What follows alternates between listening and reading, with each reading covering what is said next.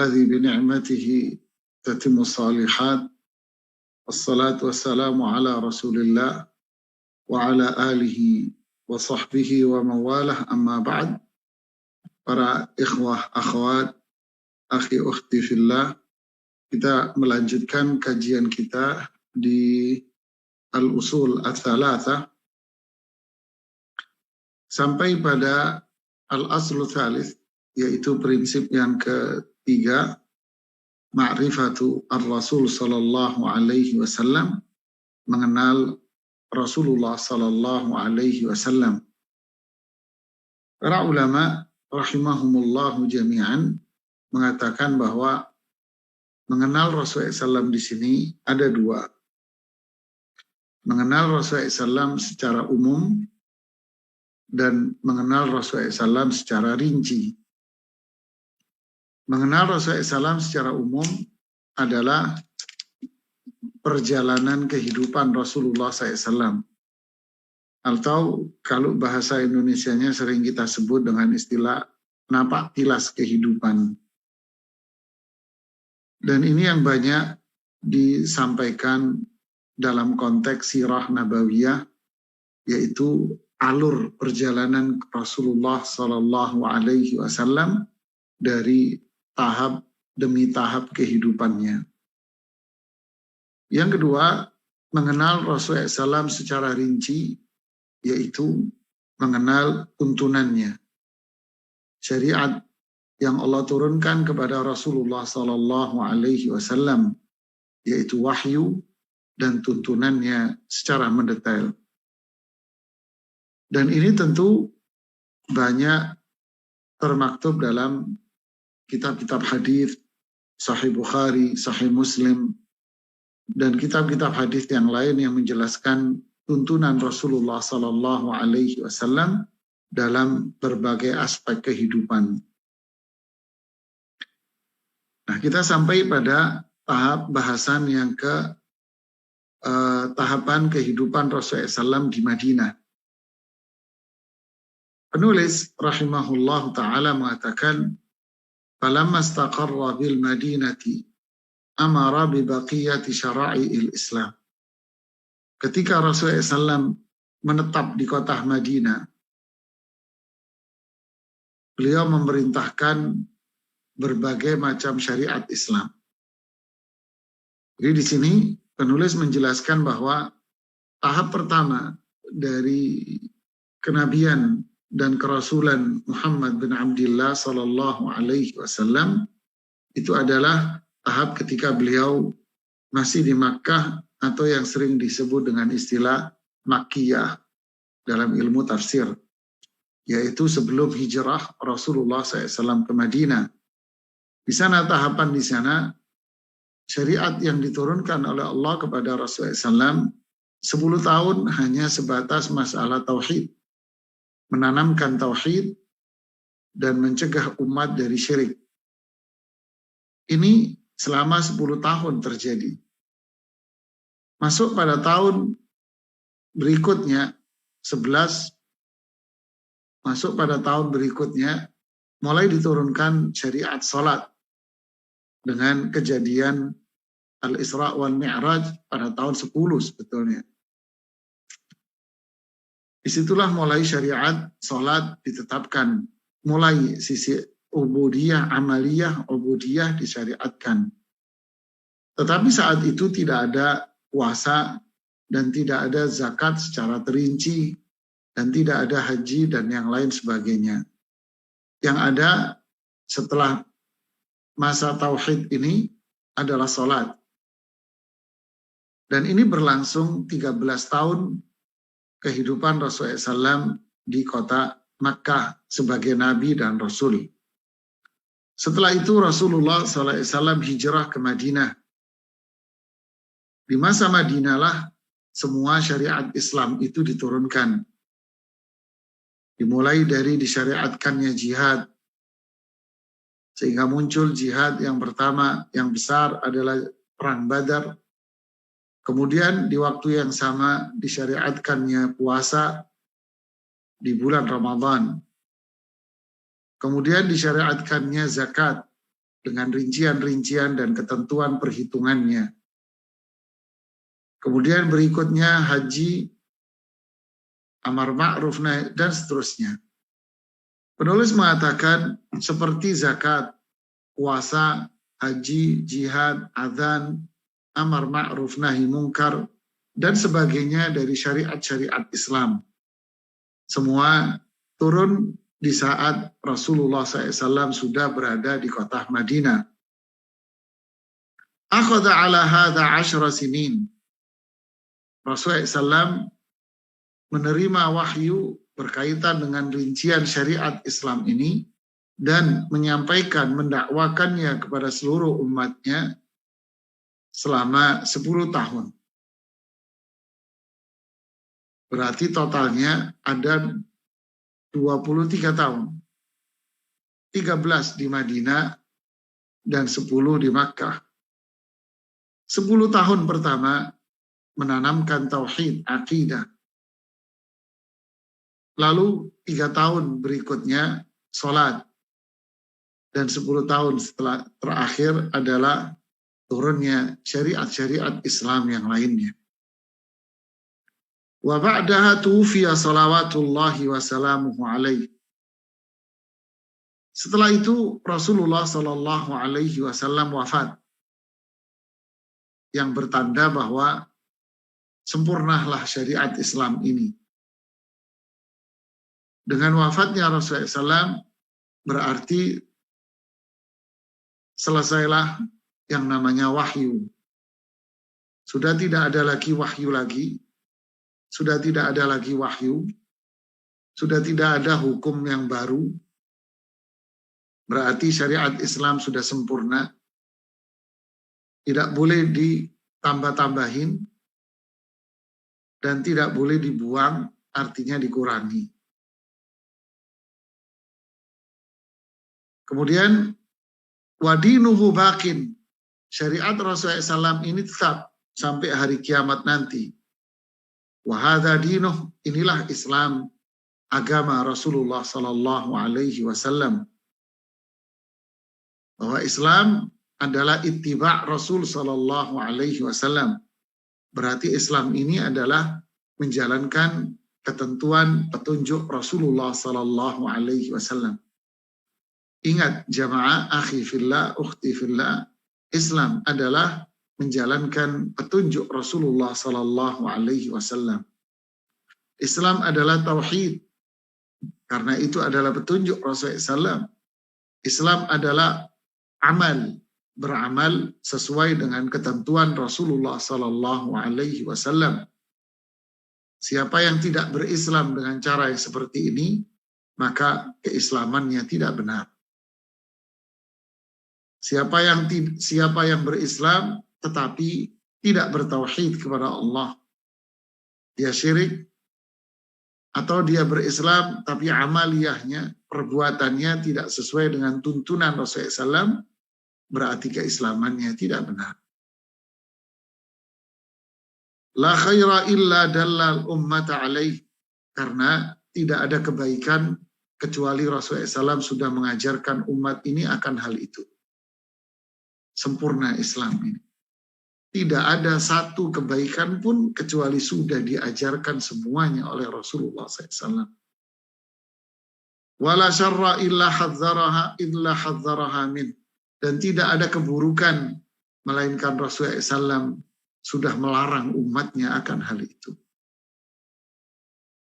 Lihat, tidak ada kebaikan melainkan sudah diajarkan oleh Rasulullah SAW. Tidak ada keburukan melainkan semua sudah dilarang oleh Rasulullah Sallallahu Alaihi Wasallam. Berarti Islam ini sempurna. Semua sudah diajarkan oleh Rasulullah SAW. Sampai seorang Yahudi mengatakan, Inna nabiyakum qad allamakum kulla syai'in. Nabimu ini sudah mengajarkan kepada kalian semuanya. Hatta al-khara'ah. Sampai adab buang hajat pun diajarkan. Dijawab oleh sahabat, benar, Tidak ada burung pun yang terbang dengan kedua sayapnya, melainkan Rasulullah SAW sudah memberitahukan kepada kami ilmu akan hal itu. Subhanallah, inilah agama yang mulia. Inilah agama yang sempurna. Inilah agama yang menjamin kebahagiaan manusia dunia akhirat dan memberikan kebahagiaan kepada semua umat Islamnya. Buang hajat pun adabnya diajarkan. Dan semua hal yang berkaitan dengan kehidupan manusia sudah diajarkan. Tidak ada satu kebaikan pun pasti sudah disyariatkan. Tidak ada satu keburukan pun pasti sudah dilarang dalam Islam. Islam sempurna, tak perlu ada penambahan-penambahan dan tidak boleh dikurang-kurangi. Wal khairul ladzi dalla alaih, kebaikan yang sudah diajarkan oleh Rasulullah SAW kepada kita adalah at-tauhid, yaitu bertauhid kepada Allah. Wa jami'u ma yuhibbuhullah wa yardah, dan semua yang Allah cintai dan Allah ridai dari perbuatan hati, ucapan lisan, dan perbuatan fisik. Semua yang ada pada diri seorang muslim, semua sudah ada tuntunannya dari Allah dan Rasulullah SAW. Dan semua yang diajarkan oleh Rasulullah SAW, itu berarti dicintai sama Allah Subhanahu wa Ta'ala. Berarti natijahnya, hasilnya, siapapun dari orang Islam yang menjalankan tuntunan Rasulullah SAW ini, baik tauhid maupun dari sisi perbuatan ubudiyahnya, sesuai dengan tuntunannya, berarti dia orang yang dicintai oleh Allah Subhanahu wa Ta'ala. Innallaha yuhibbul muhsinin. Innallaha yuhibbul muttaqin. Allah mencintai orang-orang yang berbuat kebaikan. Inilah orang yang telah berbuat kebaikan. Innallaha yuhibbul muttaqin. Allah mencintai orang-orang yang bertakwa. Dan inilah orang-orang yang bertakwa. Kemudian penulis kembali mengatakan, wasyarrul ladzi hadzara min, dan keburukan yang dilarang oleh Rasulullah SAW adalah apa bentuknya? Asyirk wa jami'u ma yakrahu Allah wa ya'bah. Syirik dan semua yang dibenci oleh Allah Subhanahu wa Ta'ala. Berarti puncak dari perkara yang dilarang dalam Islam adalah syirik. Dan semua yang dilarang di dalam syariat Islam itu dibenci oleh Allah Subhanahu wa Ta'ala. Berarti buahnya, siapapun yang menerjang larangan ini, apalagi syirik, berarti dia orang yang dibenci sama Allah. Ba'athahu Allahu ilan nasi kafah. Allah mengutus Rasulullah SAW kepada semua orang.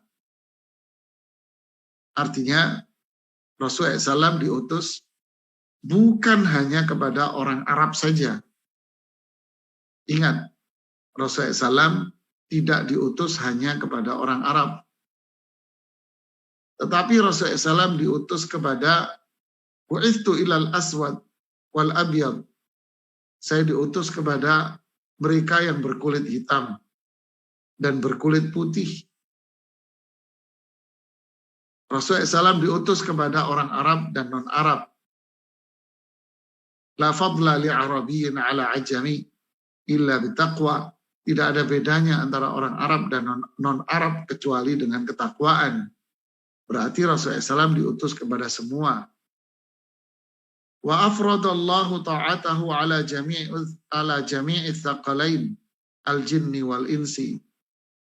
Oleh karena itu, semua makhluk seperti jin dan manusia wajib untuk taat kepada Allah dan Rasulnya. Terlepas dia orang Arab, non-Arab, tinggal di negara Arab, tinggal di ujung bumi manapun, wajib dia taat sama Rasulullah Sallallahu Alaihi Wasallam. Dalilnya adalah firman Allah, Qul ya ayyuhan nas, inni rasulullahi ilaikum jami'a. Katakan, wahai manusia, sesungguhnya aku Rasul Allah, utusan Allah kepada kalian semuanya. Makanya dakwah disampaikan kepada non-Arab juga. Kepada bangsa Romawi, kepada bangsa Persia, kepada bangsa Afrika. Dan itulah yang dilanjutkan estafet dakwah oleh para sahabat. Mereka menyebarkan Islam ke wilayah-wilayah yang dibawa kekuasaan Romawi, wilayah-wilayah yang dibawa kekuasaan Persia, Afrika. Bahkan para sahabat pun masuk menyebarkan Islam, berdakwah sampai ke wilayah Asia. Begitulah yang dilanjutkan terus oleh para ulama dari masa ke masa. Karena memang Rasulullah SAW penutup para nabi dan rasul, dan beliau adalah rasul untuk semua. Dan wajib bagi semuanya untuk taat kepada beliau. Dan ini menepis anggapan, keyakinan, atau pandangan-pandangan yang disebarluaskan oleh kaum kafir dan kaum liberalis bahwa Rasulullah SAW hanya untuk orang Arab saja. Inni rasulullahi ilaikum jami'a. Sesungguhnya aku adalah Rasul kepada kalian semua. Andai Rasulullah SAW untuk orang Arab, maka tidak akan terjadi dakwah ke negeri Romawi, Persia. Di zaman Rasulullah SAW sudah terjadi penaklukan wilayah Romawi. Sehingga terjadilah pertempuran namanya Perang Mu'tah. Sebelumnya Perang Mu'tah, kemudian Perang Tabuk. Dilanjutkan oleh para sahabat di Romawi, Persia, di zaman Abu Bakar, Umar. Kemudian masuk ke wilayah Afrika. Dilanjutkan oleh Utsman bin Affan ke wilayah Afrika. Dan Umar bin Khattab sampai ke wilayah Asia Tengah. Utsman juga begitu. Ali bin Abi Thalib berkembang terus. Islam dilanjutkan oleh para ulama dari generasi ke generasi. Dan penulis mengatakan wa akmalallahu bihi dina.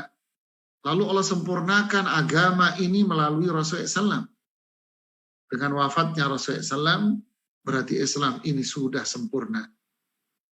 Wad dalil qauluhu ta'ala, dalil adalah firman Allah, al-yawma akmaltu lakum dinakum wa atmamtu alaikum ni'mati wa raditu lakumul islam dina. Lihat. Pertama, hari ini. Hari di mana turunnya ayat ini, yaitu pada hari Arafah, di saat haji.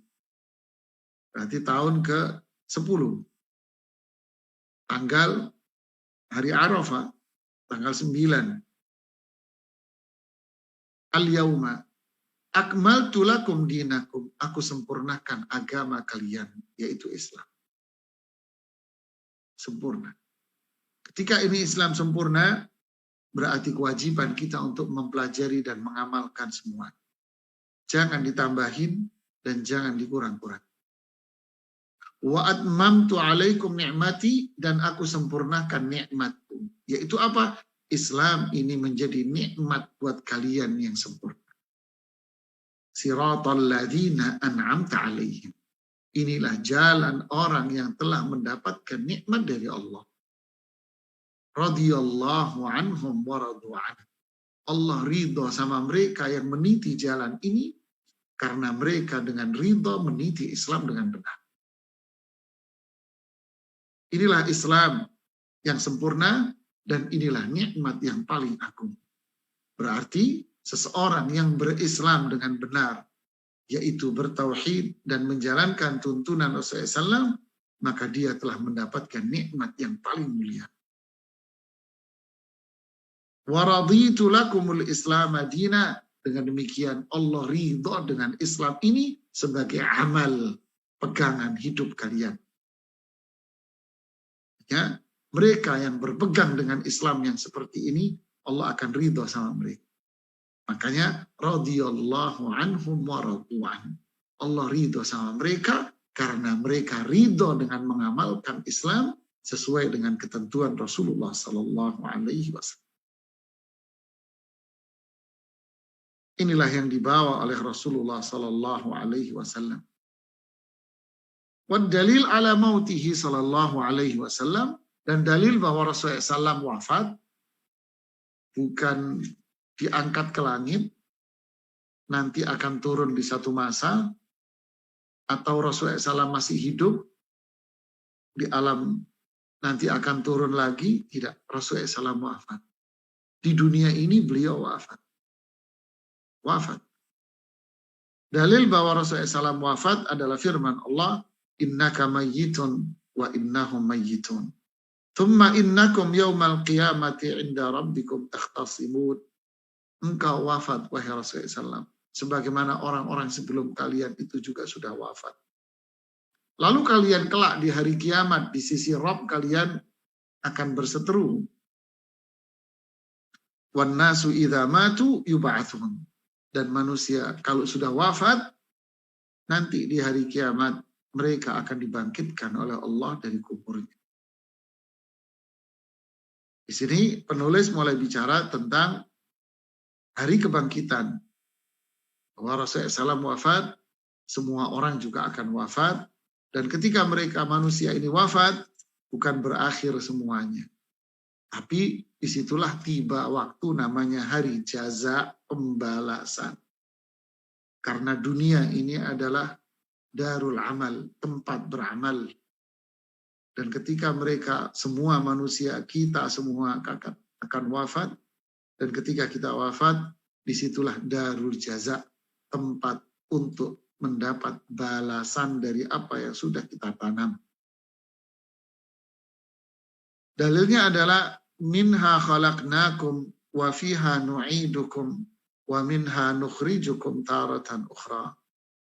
Minha khalaqnakum, darinya kami ciptakan kalian dari tanah.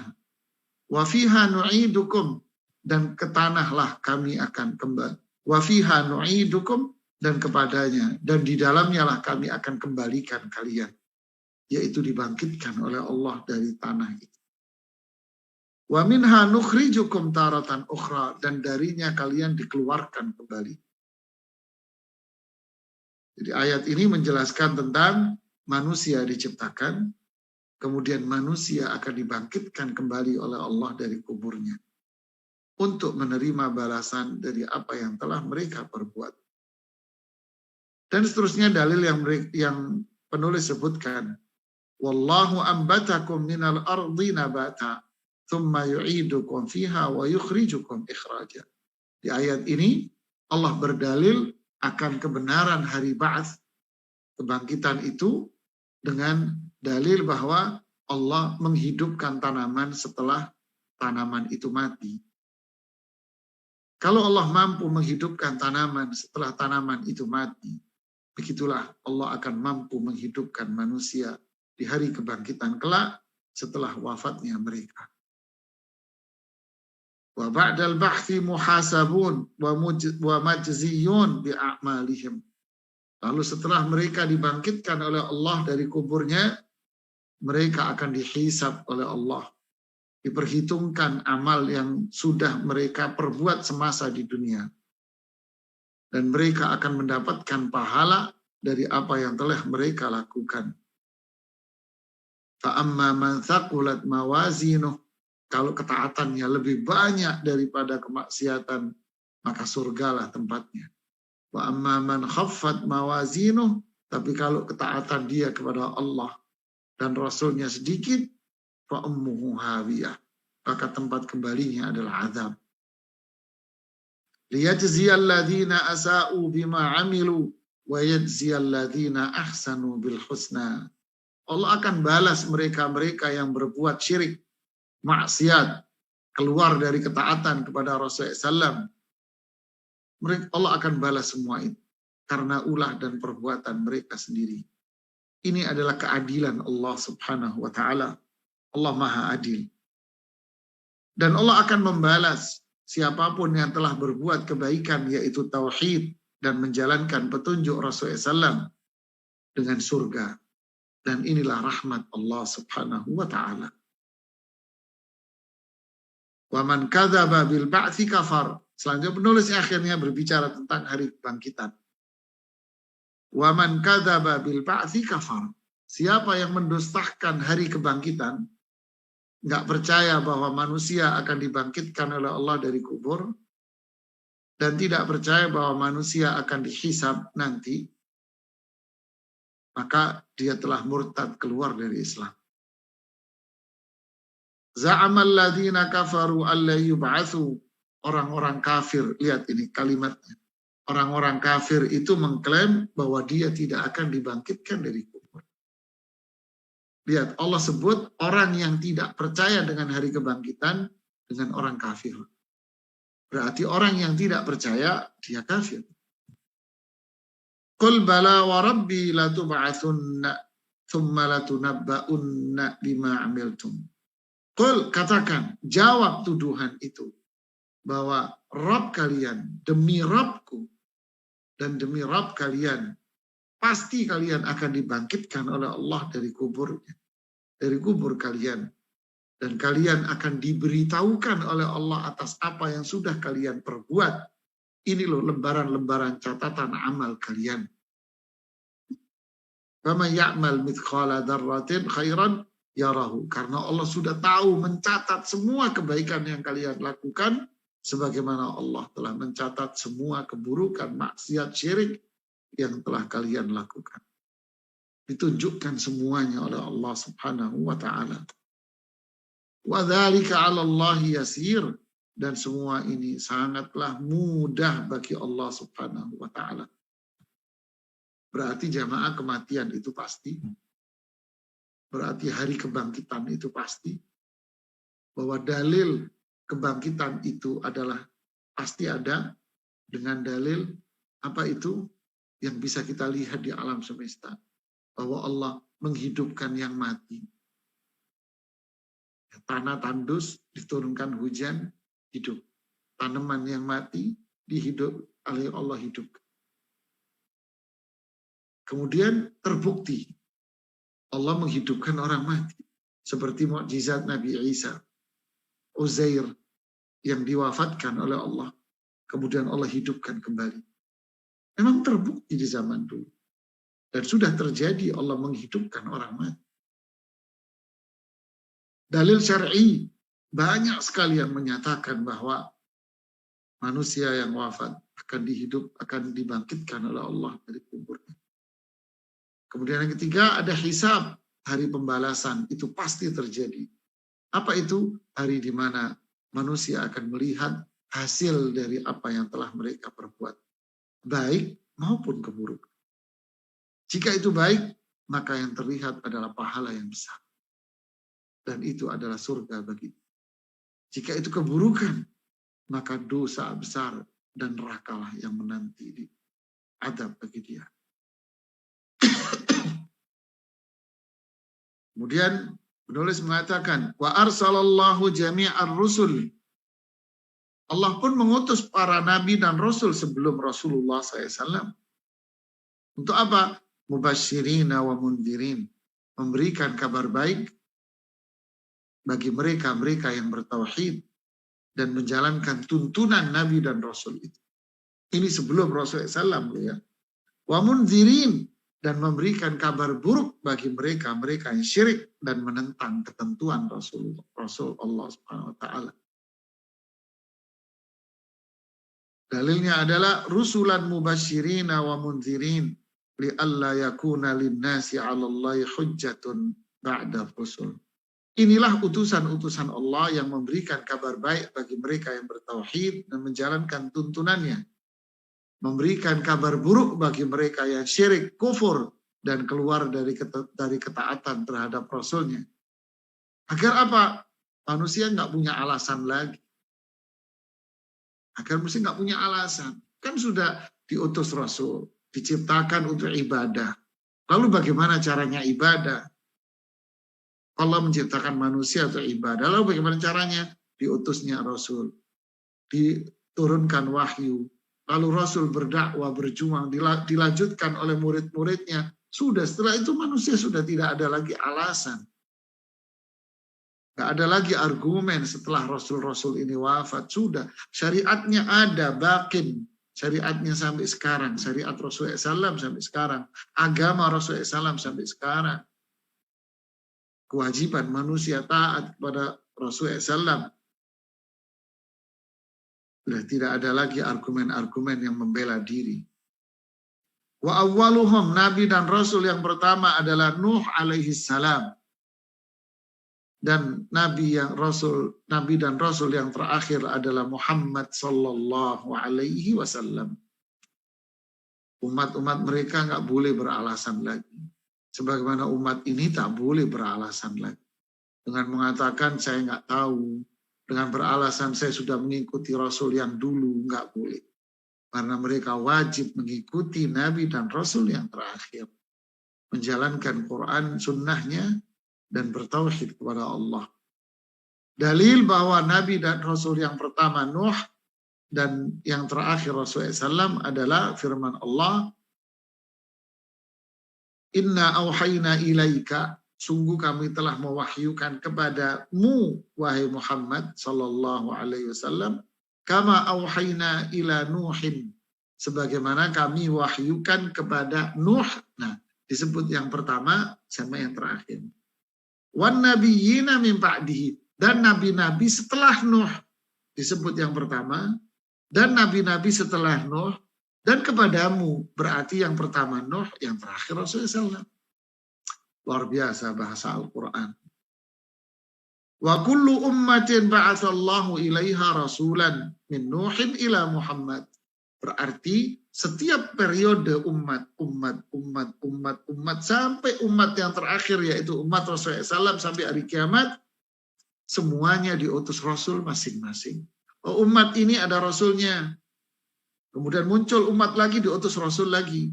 Umat lagi diutus Rasul lagi. Sampai umat Rasulullah SAW diutuslah Rasulullah SAW dan ini menjadi Rasul terakhir. Berarti inilah umat Rasulullah SAW semuanya. Semuanya ya'muruhum bi'ibadatillahi wahdah. Semuanya mengajak kepada tauhid. Semua nabi dan rasul mengajak umatnya untuk bertauhid kepada Allah tanpa terkecuali. Wa yanhahum an ibadatit taghut, dan semua nabi dan rasul melarang umatnya untuk beribadah kepada selain Allah, syirik. Berarti inti dari ajaran para nabi dan rasul semua itu sama, yaitu mengajak tauhid dan mencegah umatnya dari syirik.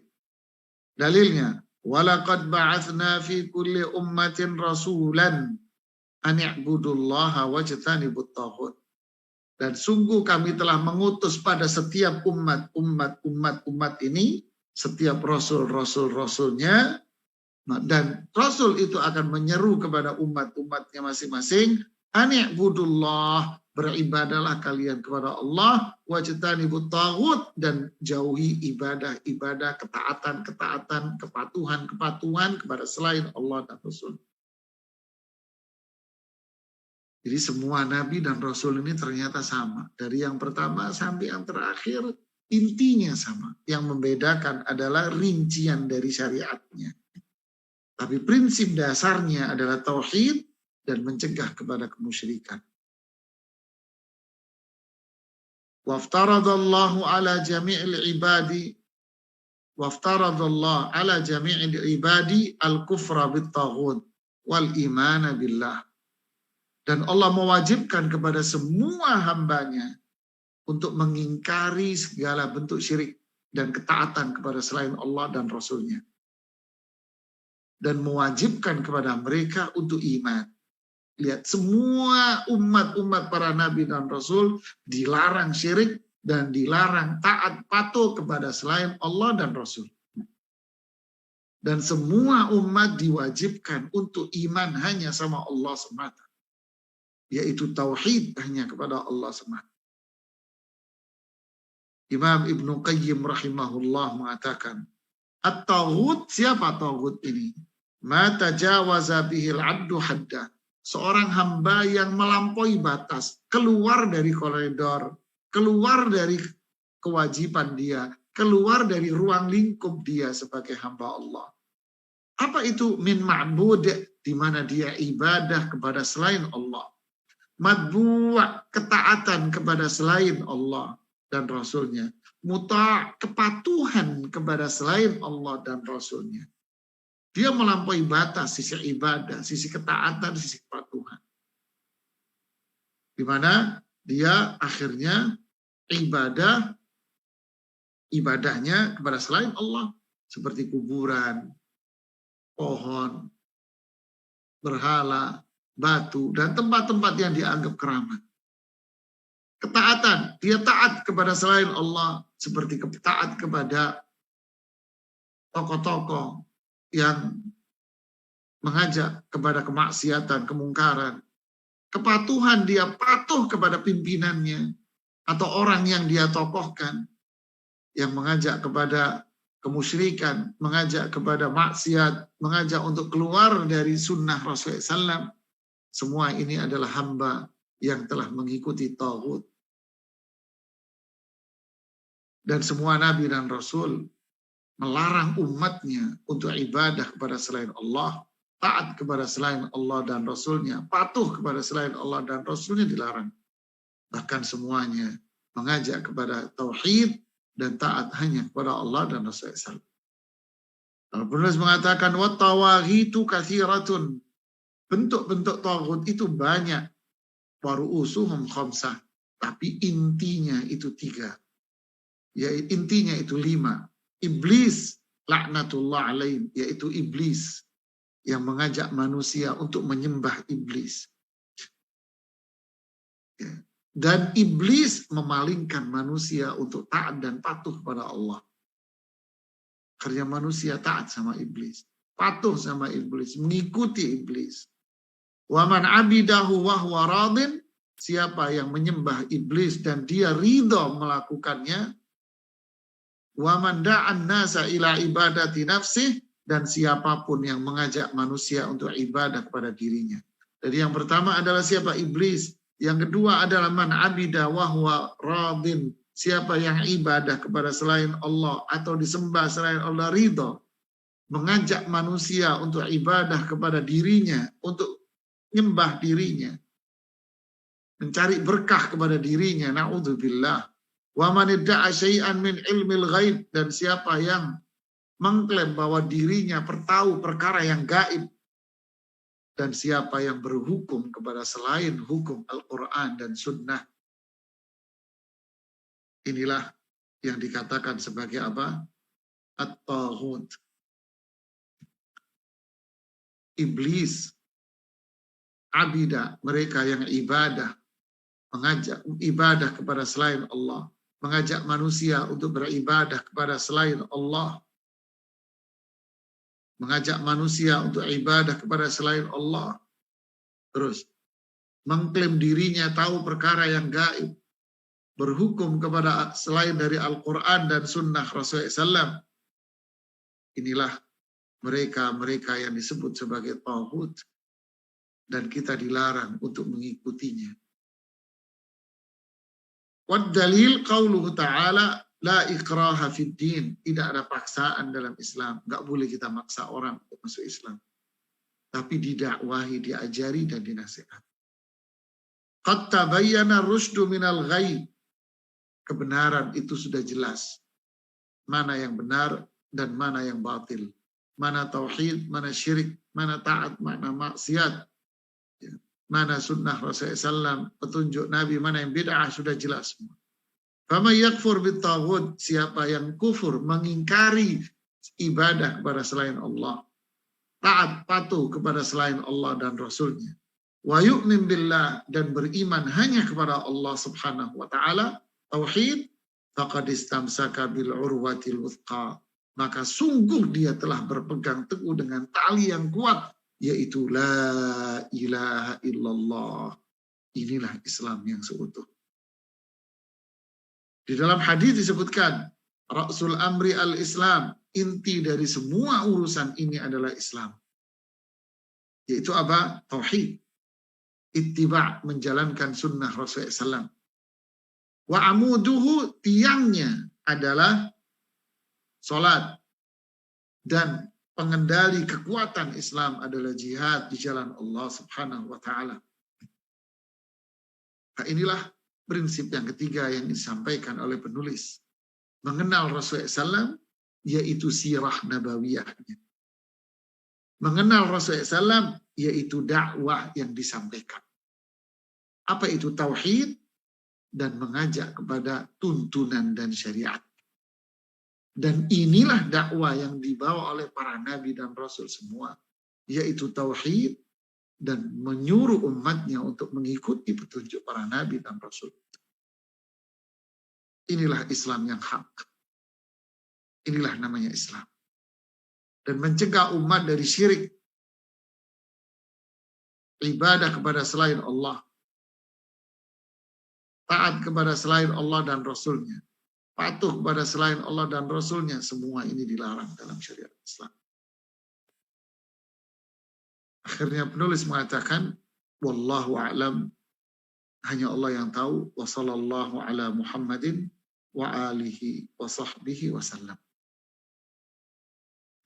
Beliau tutup risalah tulisan ini, Al-Usul Tsalatsa, dengan salawat kepada Rasulullah sallallahu alaihi wasallam, dan kita pun menutup, inilah akhir kajian kita di Usul Tsalatsa dengan sallallahu alaihi wasallam, wallahu a'lamu bis-shawab.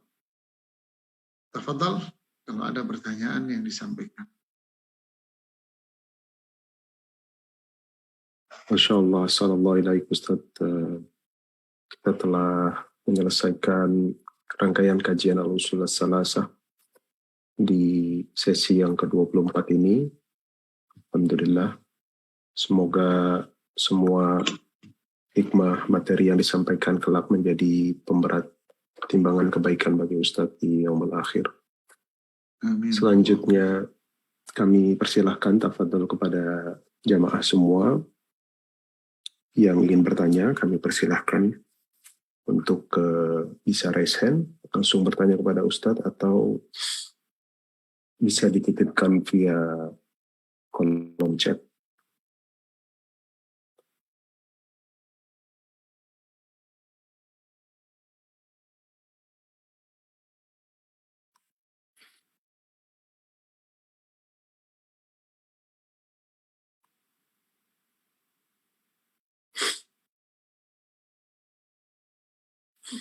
Nah, Assalamualaikum Ustaz. Mohon izin bacakan sambil menunggu yang ingin bertanya langsung. Ya, apa?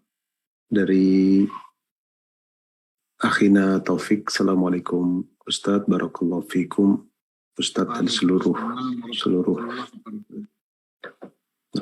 dan juga seluruh jamaah. Afwan izin bertanya, setiap kali selesai membaca zikir pagi dan petang, bolehkah kita merutinkan membaca doa-doa hajat atau seperti doa kepada kedua orang tua atau doa keselamatan dunia dan akhirat tanpa menganggap hal itu sebagai sunnah melainkan hanya sekedar berdoa saja, namun ini dirutinkan? Bagaimana nasihatnya? Jazakallahu khairan. Ya, bismillah, alhamdulillah, wa ba'd. Pada intinya berdoa ini sangat disyariatkan dan sangat dianjurkan sekali. Bahkan doa ini adalah inti ibadah. Doa ini silah al-mu'min, senjata kita. Bahkan sampai disebutkan seorang yang mukmin yang tidak berdoa, Allah akan murka sama dia. Silahkan kita berdoa di kondisi apapun dan di waktu apa saja. Pagi berdoa silahkan, siang berdoa silahkan, sore berdoa silahkan. Tapi jangan didawamkan, dilakukan secara terus-menerus di waktu yang sama. Kenapa? Takut nanti itu menjadi sebuah keharusan, bahwa kalau habis zikir pagi kayaknya harus berdoa. Akhirnya jadi stylenya begitu, settingannya seperti itu. Ya, silakan berdoa, tapi jangan didawamkan dengan cara yang seperti itu. Nanti diri Anda secara tidak langsung akan menganggap ini sebuah keharusan. Kalau nggak doa rasanya nggak afdol. Nah ini bahaya. Ya. Wallahu a'lam bishawab.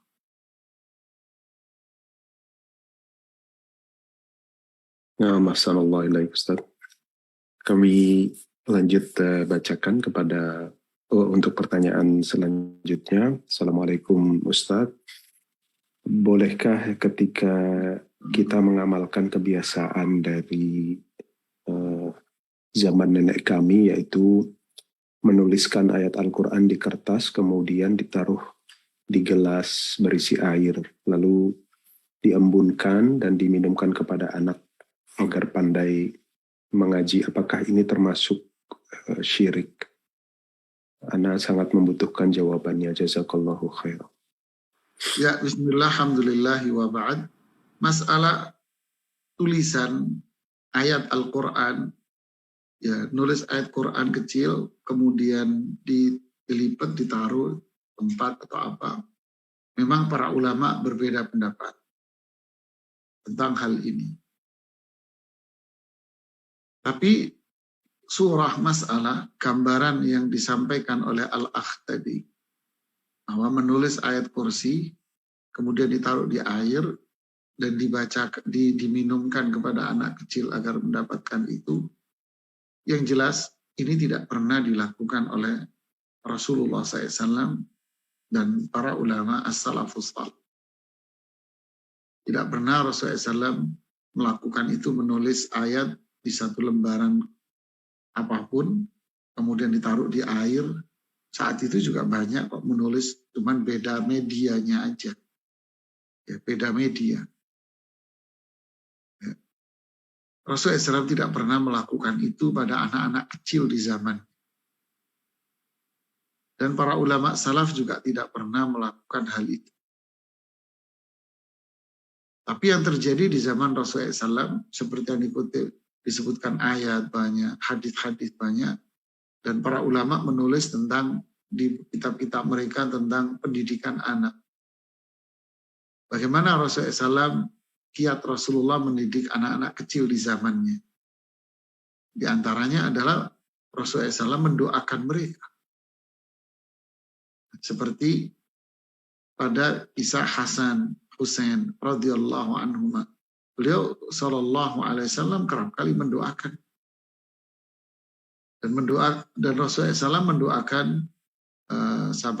putranya Ja'far. Beliau mendoakan putranya Ja'far dan mendoakan anak-anak kecil yang lain. Didoain oleh Rasulullah SAW. Tak ada kisah yang seperti yang Anda sebut.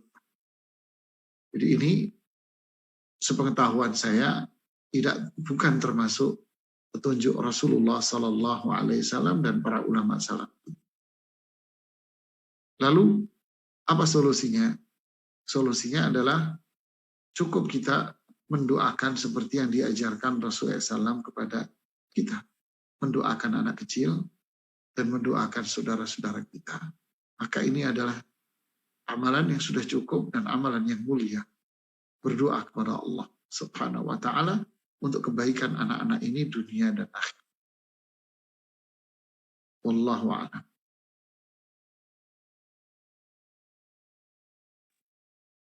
Assalamualaikum Ustaz. Kembali ke pertanyaan berikutnya. Assalamualaikum warahmatullahi wabarakatuh. Waalaikumsalam warahmatullahi wabarakatuh. Izin bertanya, Ustadz, bolehkah kita berzikir lalu berdoa kemudian membaca Al-Quran? Jadi maksudnya mungkin seperti yang tadi, mungkin merutinkan begitu Ustadz. Dan juga apakah boleh jika kita memajang gambar Ka'bah ditempel di tembok? Apakah ini diperbolehkan? Jazakallahu khairan. Ya, barakallahu fiik. Pertanyaannya umum, saya juga jawab umum. Bolehkah seseorang zikir, kemudian baca Quran, berdoa? Ya boleh, nggak ada masalah. Habis zikir, kemudian ngambil Al-Quran, kemudian dia berdoa, bertawassul dengan bacaan Qurannya, itu boleh dapat amal saleh. Dirutinkan, wah hebat kalau dirutinkan. Ini amal mulia. Tapi jangan ditentukan waktunya, maksudnya diharuskan. Saya pokoknya harus baca di jam ini, jam. Setiap pagi Anda baca, atau dalam kondisi tertentu sore habis maghrib. Kalau dulu kan kita masih kecil-kecil itu habis maghrib suruh ngaji di rumah, nggak boleh main. Habis isya udah boleh lah kita keluar main, tapi maghrib nggak boleh keluar ngaji. Gitu ya, habis subuh ngaji di musola atau tempat-tempat fulan ngaji. Nggak ada masalah, ini amalan mulia. Barakallahu fiikum.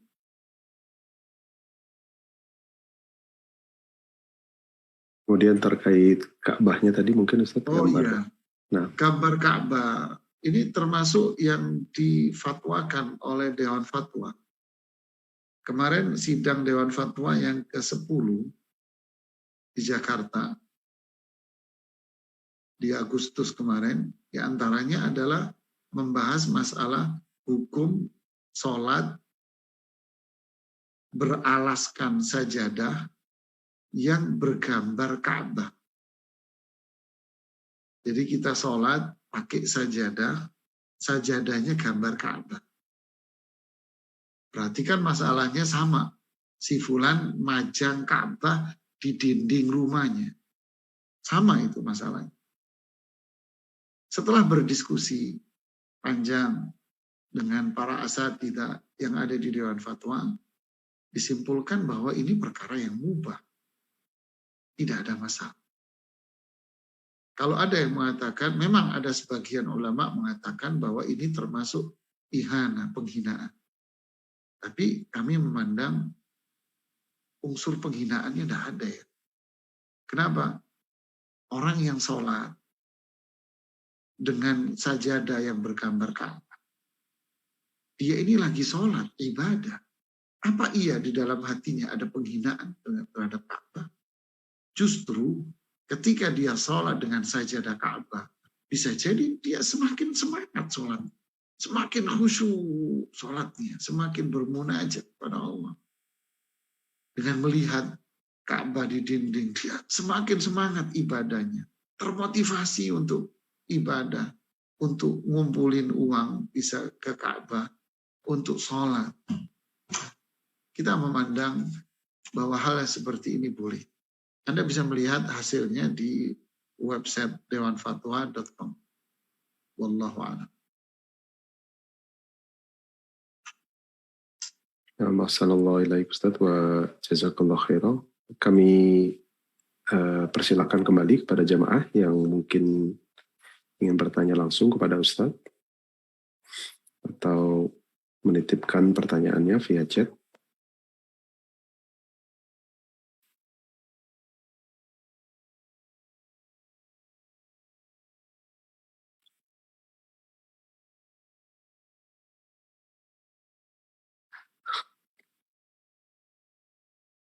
Belum ada. Nah, alhamdulillah sudah cukup jelas sepertinya Ustaz. Nah, barakallahu fiik Ustaz, sepertinya bisa dicukupkan. Atau Ustaz ada nasihat penutup? Tafadhol. Ya, jadi mempelajari kehidupan Rasulullah SAW memang tidak cukup hanya belajar sirah perjalanan, mempelajari tahap-tahap perjalanan kehidupan Rasulullah itu saja. Tidak. Tapi di balik itu ada yang lebih penting lagi, yaitu mempelajari sunnahnya. Karena itulah Islam. Di dalam sunnahnya ada tauhid. Di dalam sunnahnya ada ibadah sesuai tuntunan. Inilah Islam yang benar. Inilah nikmat. Siratal ladzina an'amta alaihim. Inilah orang-orang yang diridhai oleh Allah Subhanahu. Semoga Allah meneguhkan iman kita dan semoga kita menjadi umat Rasulullah SAW yang menjalankan sunnah. Barakallahu fikum. Subhanakallahumma bihamdik asyhadu an la ilaha illa anta astaghfiruka wa atubu ilaik. Assalamualaikum warahmatullahi wabarakatuh. Waalaikumsalam warahmatullahi wabarakatuh. Baik jamaah sekalian, insyaallah seperti yang Ustaz sampaikan, ini adalah kajian penutup dari kitab Al-Usul As-Salasa. Namun insyaallah kita masih berniat dan sudah kita sampaikan juga kepada Ustaz untuk melanjutkan taklim kita di Bumiku Mengaji bersama Ustaz Nizar Sa'ad Jabal Hafidhahullah Ta'ala. InsyaAllah dilanjutkan dengan kajian tafsir Al-Quran dengan izin Allah. Kita akan umumkan selanjutnya jadwalnya. Alhamdulillah, dengan demikian kita tutup sebagaimana yang Ustaz sampaikan. Subhanakallahumma wabihamdika asyhadu an la ilaha illa anta astaghfiruka wa atubu ilaik. Wassalamualaikum warahmatullahi wabarakatuh. Jazakallah khair Ustaz. Wa iyyakum, jazakumullah khair.